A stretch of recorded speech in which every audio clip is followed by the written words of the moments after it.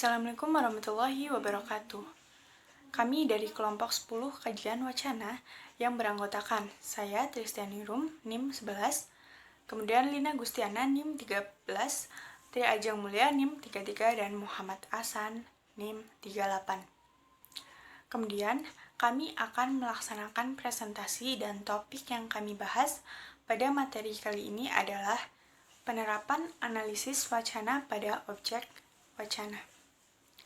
Pertama, kami akan membahas mengenai pengertian analisis wacana terlebih dahulu.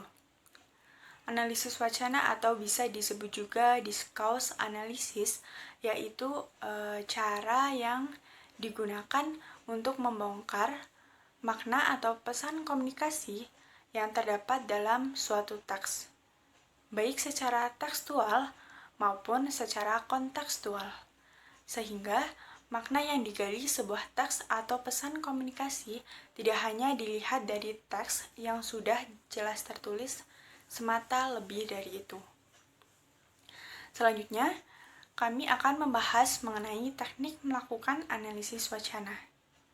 Dalam melakukan analisis wacana, itu lazim menggunakan dua teori.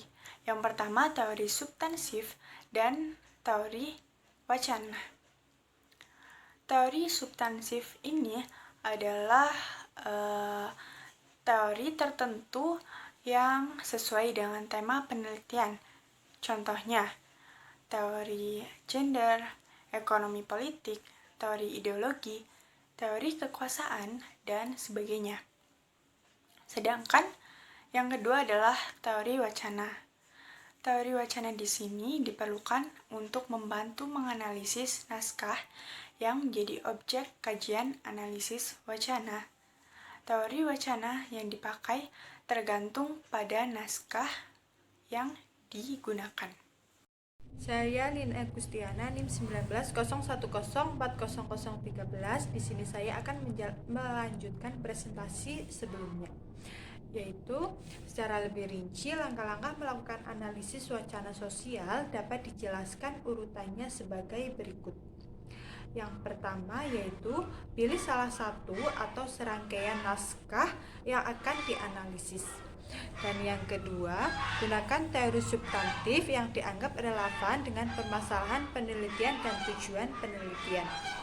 Yang ketiga, pakailah teori wacana yang sejalan dengan metode analisis wacana yang digunakan.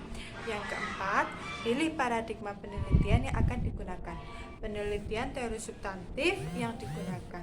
Jika teori itu merupakan bagian teori kritis, maka pakailah paradigma kritis. Karena teori hegemoni bersumber pada aliran kritis, maka paradigma penelitian yang dipakai sebaiknya paradigma kritikal. Tetapkan tipe analisis wacana apa yang akan digunakan. Apakah pada level naskah saja atau hendak memakai CDA atau gaya Fairclough atau Wodak. Yang selanjutnya yaitu jika semuanya telah ditetapkan dan dipandang sudah cocok, saling menguatkan, tidak bertentangan satu sama lain, bacalah naskah dengan metode analisis wacana dalam contoh kasus dengan semiotika sosial dan berikan arti atau maknanya.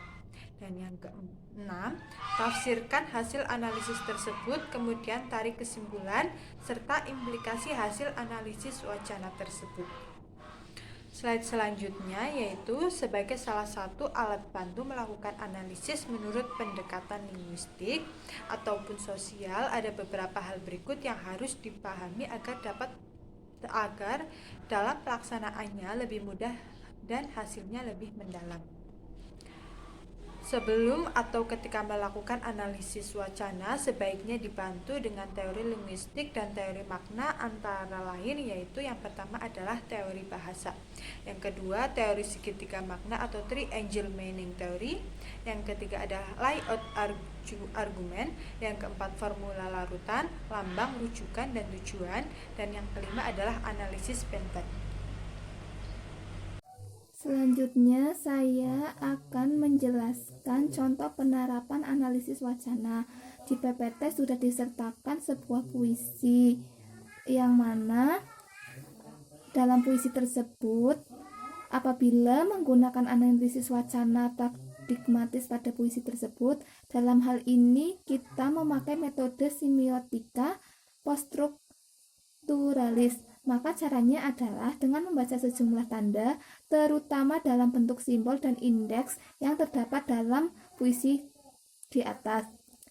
Boleh saja cara melakukannya adalah membaca bait demi bait. Dalam bait pertama akan menangkap tanda dalam bentuk indeksial bahwa Jasita adalah pemuda lugu, lagi miskin namun punya cita-cita tinggi dan kemauan keras untuk mengubah nasibnya, bermodalkan harapan dan tenaga. Dalam bait kedua, maka akan mendapatkan tanda dalam simbol-simbol tentang gemerlapnya fisik kota Jakarta yang diwakili dengan kalimat kelap-kelip lampu neon ibu kota menghias taman dan jalan raya, sekaligus menghadirkan simbol tentang rendahnya rasa sosial warga kota dalam bait ketiga, terutama melalui kalimat orang ditanya untuk diukur kadar derajatnya. Dalam bait keempat, maka bisa menangkap mitos romantisme Jasita akan suasana kehidupan desa yang saling menghargai melalui kalimat, biarlah aku hanya seekor kunang-kunang di sana, tapi aku bangga karena dianggap ada. Secara keseluruhan, mitos yang ada di dalam puisi ini adalah hadirnya sosok yang lugu dan bening. Analisisnya dalam merespon perkembangan sosial di kota dan di desa, di mana sang tokoh ini adalah aktornya. Puisi ini adalah balada anak desa yang tak hendak tergilas oleh meriahnya kehidupan metropolitan. Apabila ingin melakukan analisis jadi awodak dengan paradigma konstruktivis terhadap puisi tersebut, menarik jika kita menerapkan psikoanalisis pada level naskah. Wawancara mendalam dengan pengarang puisi tentang riwayat lahirnya karya tersebut dan latar belakang kehidupan sang pengarang. Lalu kumpulkan data sekunder atau studi literatur tentang perjalanan hidup si pengarang. Kemudian selanjutnya kita tarik kesimpulan. Demikian presentasi dari kelompok kami. Assalamualaikum warahmatullahi wabarakatuh.